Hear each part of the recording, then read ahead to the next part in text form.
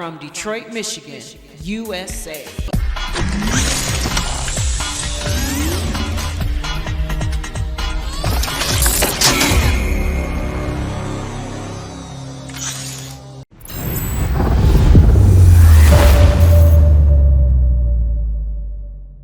Wow, another month has flown by again.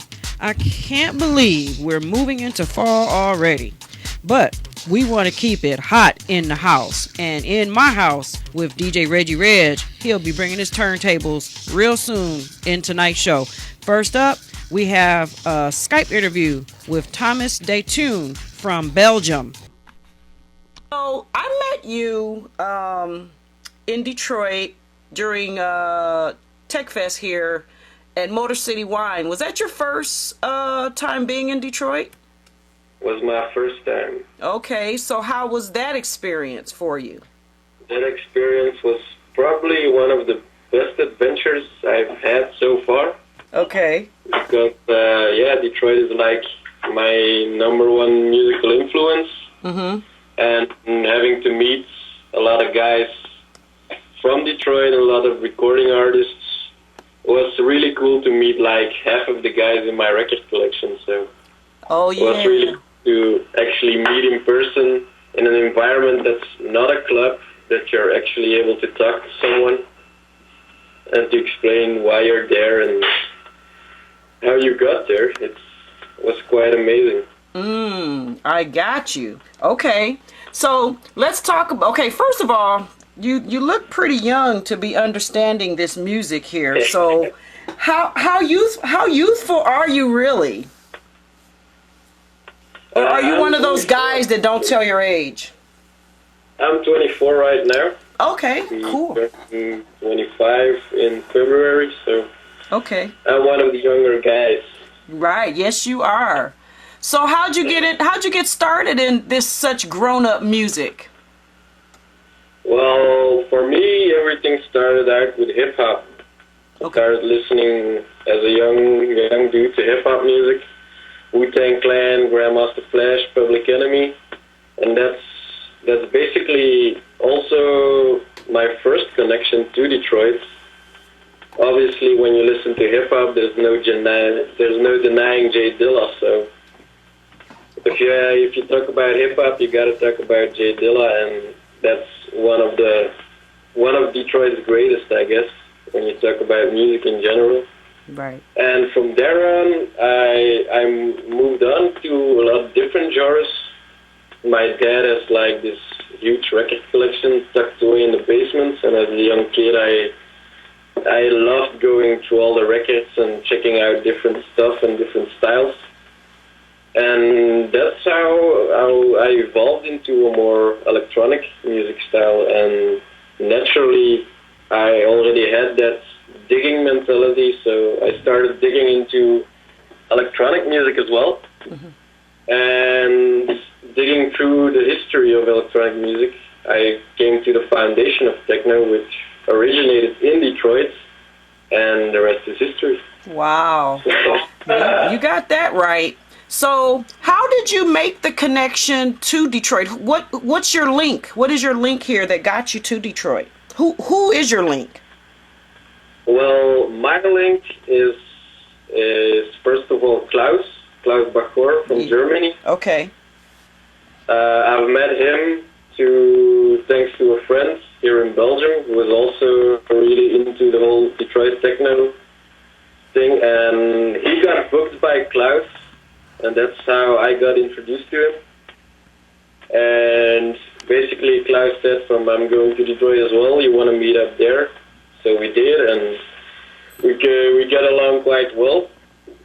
And the other connection I got from Detroit is also thanks to Klaus, is John Dixon from Underground Resistance.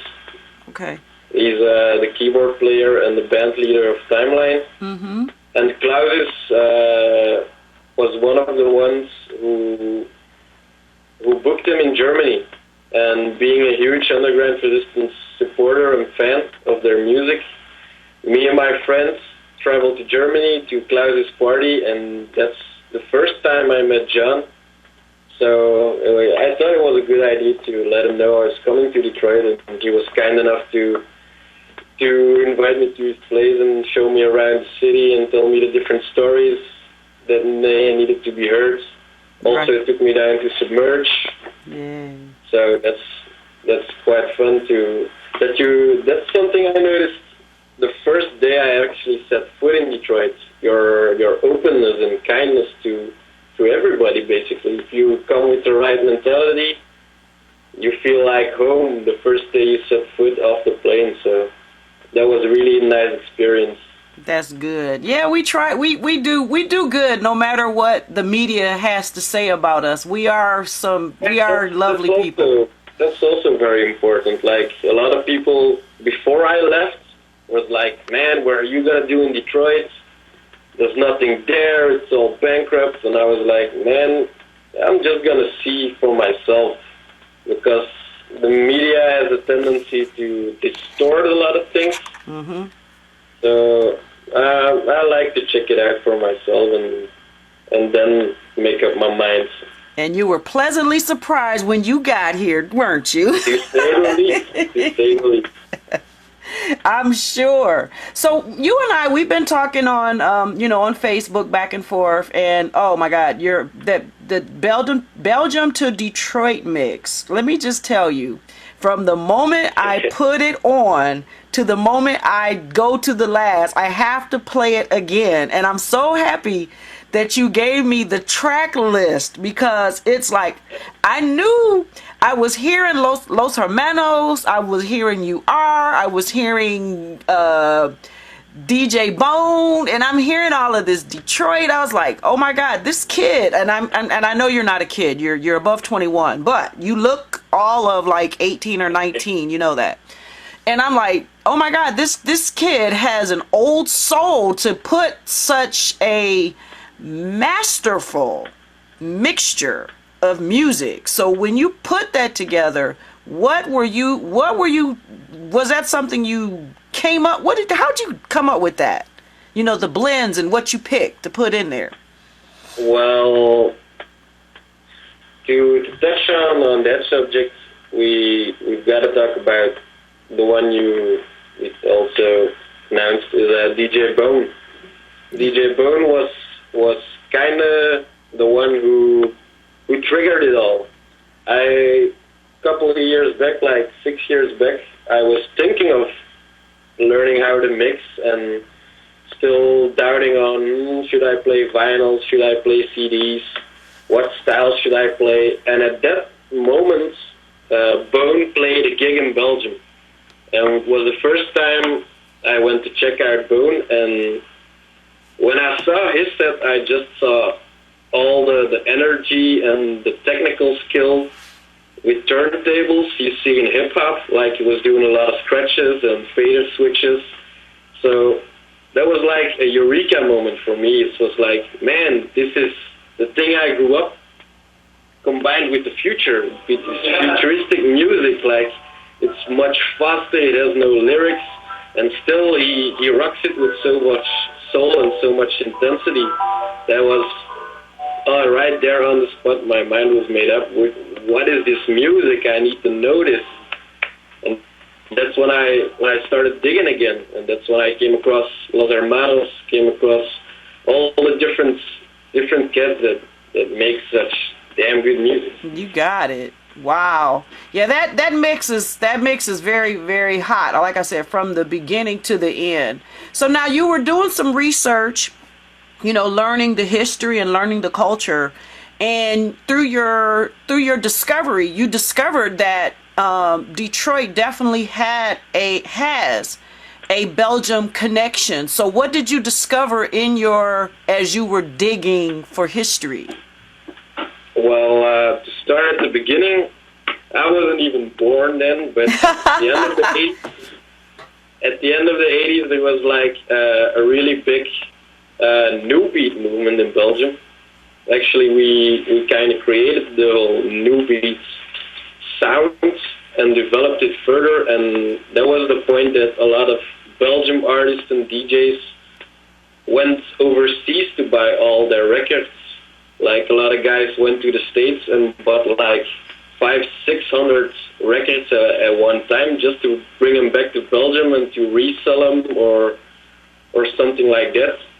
And from then on, a lot of labels started taking shape, and the music started evolving, and basically it evolved so much that that's a very famous label, RNS. Mm-hmm. Is actually a Belgium label, and RNS is one of the first labels to put the Model 500 albums out on vinyl. Oh wow! Okay. And that was my first clue to see how much Belgium and Detroit were actually connected. A Belgian label putting out Model 500 albums, not just EPs, but a whole album. And back then, Model 500 was just Juan Atkins, before it became the band Model 500. So Atkins being the originator of techno and RNS being one of the best Belgian labels in our history, I thought it was a nice coincidence, to say the least. Wow. And I'm sure you were like totally floored when you discovered that. Just like me doing the show, I'm learning a lot as well. And I had this post on Facebook, which I found it quite interesting to get the different answers. I actually put a question out, like, what was the first techno record ever made? So I got all kind of answers. But what do you think the very first techno record was? You've done a little history. The very first techno record, pure technically, there was a record that was called Techno, the one by Atkins. That's, for me, on a pure technical level, would be the very first techno record, because before that record, nobody was calling the music techno. Everybody was calling the music house. So that's kind of the tipping point where they defined their own music in a different name. So for me, I think that's the very first one. All right. And it's a little difficult with house, though, because that's a lot harder to tell which one is the actual first house record. Exactly, because it's with all techno, over. It's the record techno. Okay, and it's definitely Juan Atkins for sure.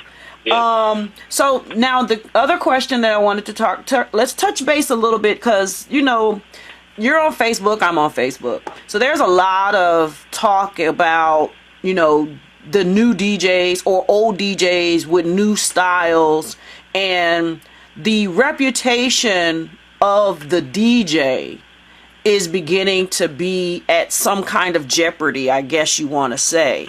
And I know you have some passions about that particular thing, and I know that you've been seeing it. So what are some of your thoughts as far as the DJ reputation then and now?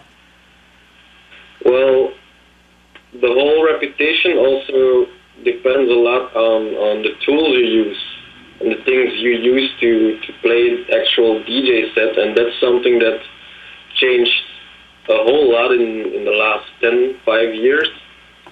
And it all changed when technology came around and things became a lot easier for people to do, which isn't wrong at all, because I love technology and I love technical evolution we've been through. It's made things possible for me, otherwise I would probably not be able to make music how I make music today if it wasn't for technology.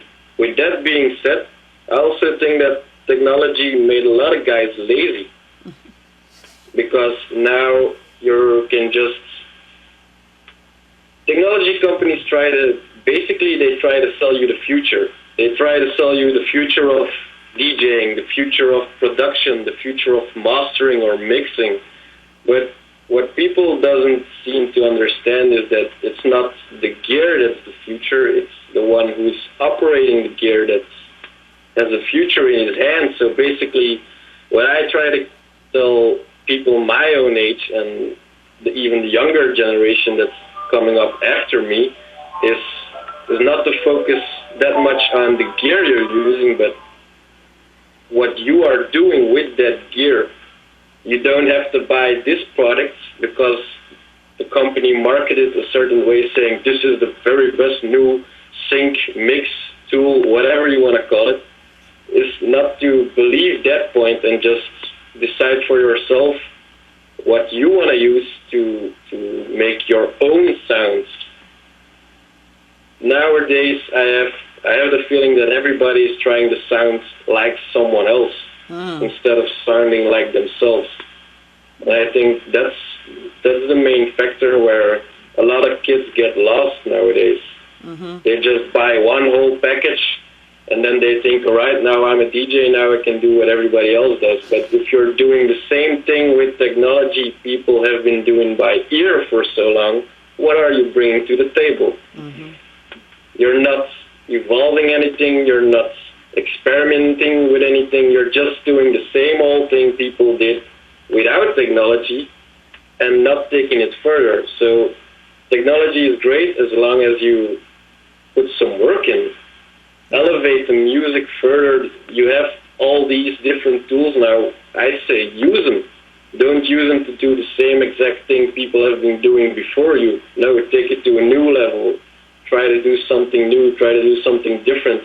And don't ever let them tell you that the machine is the future. No, you are the future. We are the future of this music and no one else. Right. Wow, that's really good. That's good to hear that.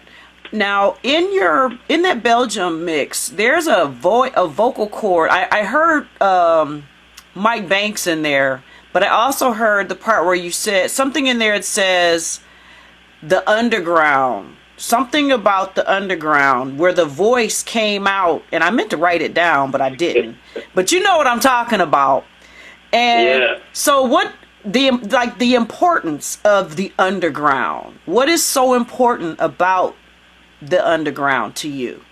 The underground is more of a spiritual thing to me. It's more of a way of doing things and not letting anyone tell you what to do and how to do it. Mm-hmm. Discover it on your own time, make your own path, and play by your own rules, basically. Mm-hmm. And that's the good thing about the underground, because it's a melting pot of creativity.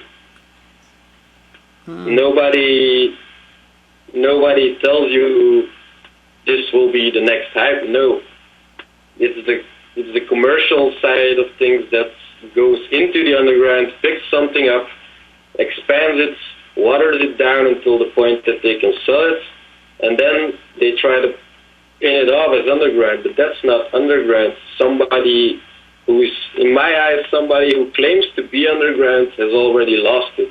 Because that's something you can't claim, you know? Yep.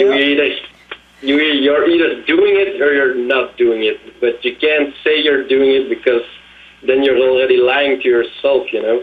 Right. Oh, that is so good. Okay. So now let's talk about, let's get into a little bit about what you are doing over in Belgium. Let's talk about your Beneath the Surface projects and the initiative, and how did you get that started? The Beneath the Surface concept is basically a musical concept that tries to put on young artists, because technology and the internet has made a lot of things easier, but that also gave birth to a lot of new fake DJs.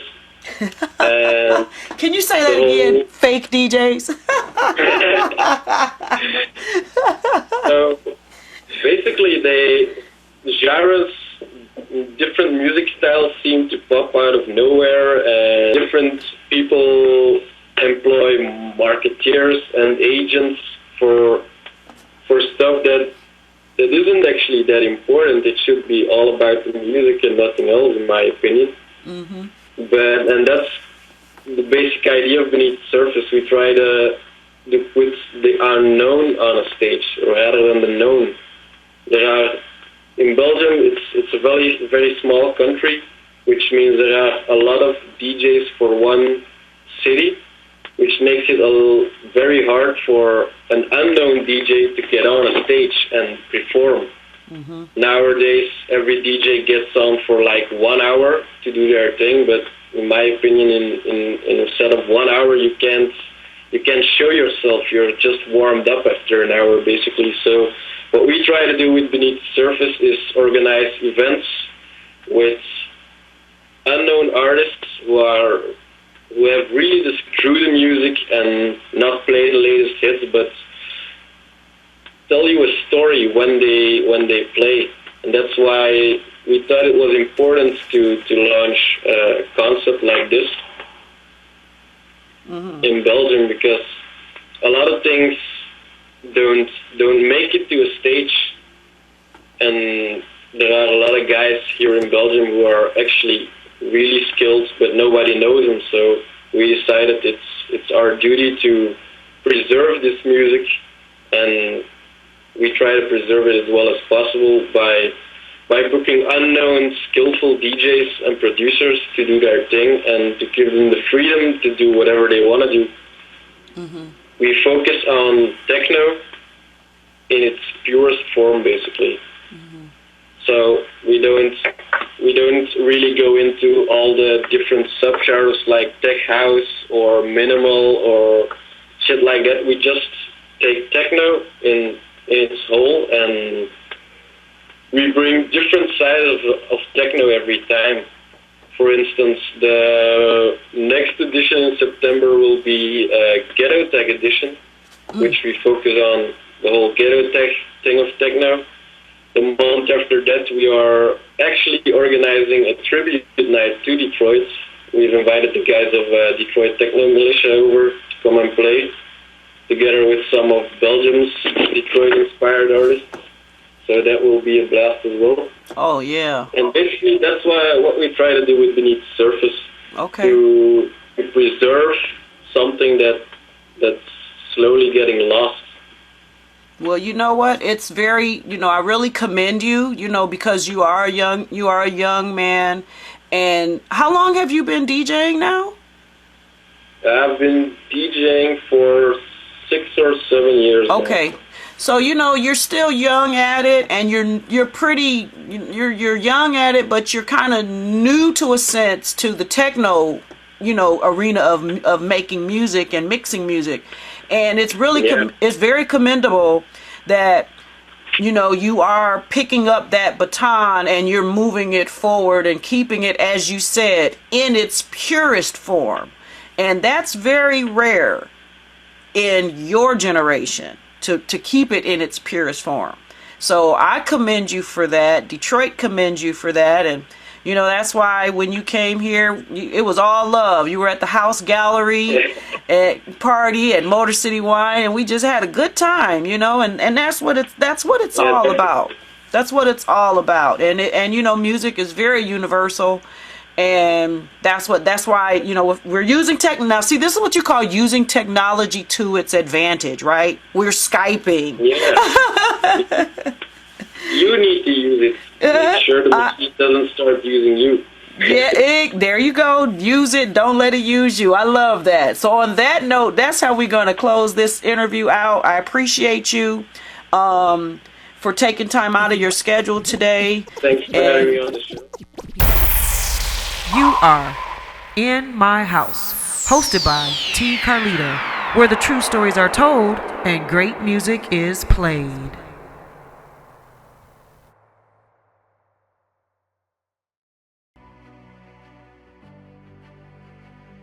Hi, I'm Eric Sabri, your Wayne County Treasurer. Are you living in the home of a deceased family member and you're facing property tax foreclosure, or maybe you know someone who's in the same situation? The probate process may be helpful to you. If you file a probate petition and notify our office, the foreclosure proceedings will be halted during the probate process. We have several nonprofit partners who have free attorneys who can assist you. Contact our office, 313-224-5990, or email us at taxinfo@waynecounty.com. Don't lose your family property. Some of these properties have been in the family for 4 or 5 generations. Contact us now. We're here to help.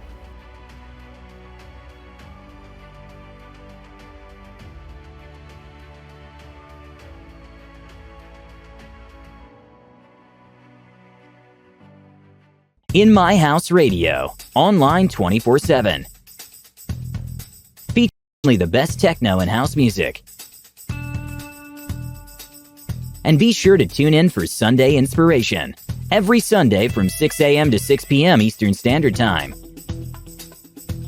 Get connected, www.inmyhouse65.com.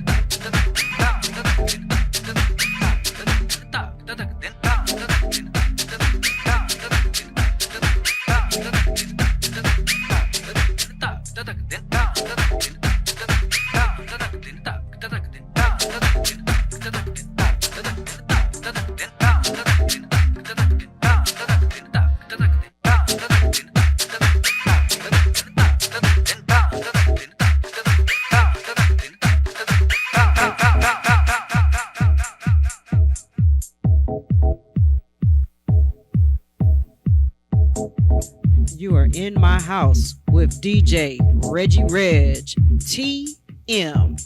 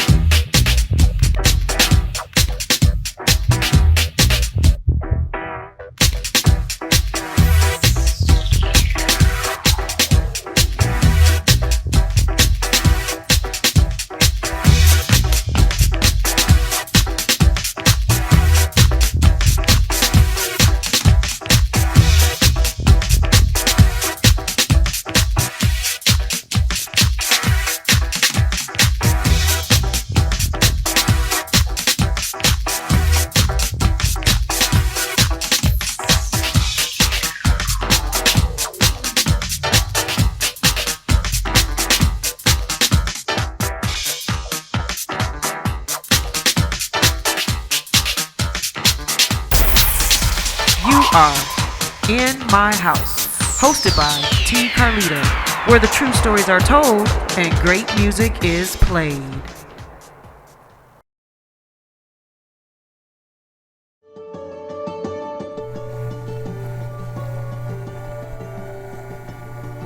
Fellas, I'm new in town, and I've been here a couple times. I absolutely love your place, man.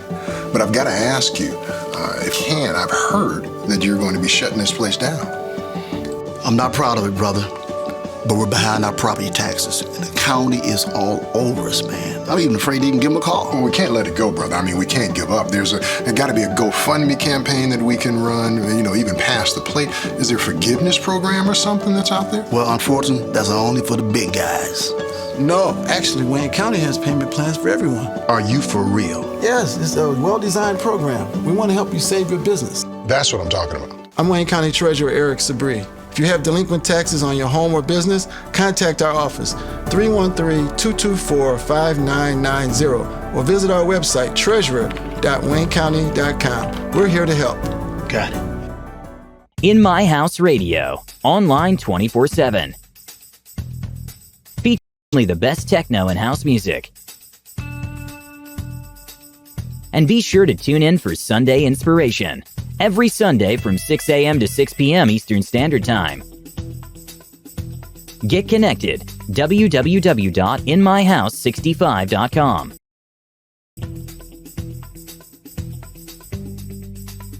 So let me tell you about some recent events that I experienced in the Out the House experience. So big shout out first up to Teresa Hill, Todd Johnson, and whoever else helped put together the 40-year reunion party. We got a treat. First of all, we danced like we were teenagers all over again. We started out the day early with the after work affair with Teresa Hill, Mix 92.3. Shout out to you guys over there. Listen, let me tell you, when they did the old school battle, Prince versus Michael Jackson, we already knew what was going to happen with that one. Enough said. I don't need to tell y'all who won. Ha ha. Anyway, but let me tell you, they brought us D-Train, who really is one of the ultimate icons, who literally gave us the soundtracks of our lives. He performed, and trust me, he performed and didn't miss a beat. He did 2 performances, one early, and then he did another one late in the evening for the reunion party at night. But I got to give a big shout out for real to Kevin Dysart, Mark Duncan, Gary Chandler. When I tell y'all just had us on that dance floor like we were 18, 19, 20 years old all over again. Man, it was a great experience. It was so much fun. I saw so many people that I knew, and it was just amazing, fabulous Detroit event. Thank you guys. Until next reunion, until next thing you guys do, hey, we all are looking forward to it. Then, after that, shout out to Karen Brantley, Sheila Spencer, Motown Museum for hosting the 11th annual Bass Day. I was there taking pictures. The highlight is always the however many bass players you could get in front of the house. That big picture that stands alone within itself. We were totally treated to a fabulous musical experience, live instruments, any and every bass player that has played on every song that we've ever listened to in our lives, and our parents' lives, our grandparents' lives, that's Motown affiliated, Motown related. A lot of those musicians, a lot of those bass players were there. So shout out to Kern for still doing it, keeping it going, 11 years strong. And big shout out to Andy Jamerson, the Jamerson family. Bass Day is a tribute to the late James Jamerson, who is definitely the Motown sound. So this is T. Carlita. Hope you enjoyed the photos that you've seen throughout my talking. And until next time, let's keep the wheels spinning, and we'll be back with another show next week. You are In My House, hosted by T. Carlita, where the true stories are told and great music is played.